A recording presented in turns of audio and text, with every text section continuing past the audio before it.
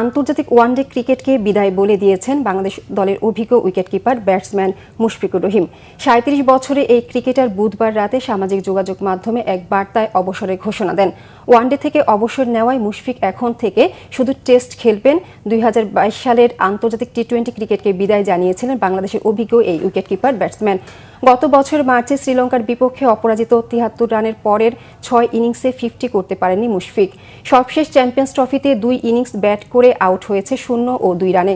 সামাজিক যোগাযোগ মাধ্যমে দেওয়া অবসর ঘোষণায় মুশফিক বলেছেন, আমি আজ ওয়ানডে ফরম্যাট থেকে অবসর ঘোষণা করছি। সবকিছুর জন্য আলহামদুলিল্লাহ। বৈশ্বিক পর্যায়ে আমাদের অর্জন সীমিত হতে পারে, তবে একটি বিষয় নিশ্চিত, যখনই আমি আমার দেশের জন্য মাঠে নেমেছি নিষ্ঠা ও সততার সাথে ১০০ ভাগের বেশি দিয়েছি।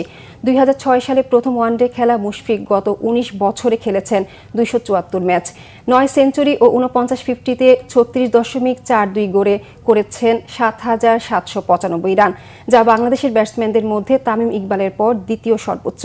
২০১১ সাল থেকে ২০১৪ সাল পর্যন্ত বাংলাদেশ দলকে ওয়ানডেতে নেতৃত্ব দিয়েছেন মুশফিক।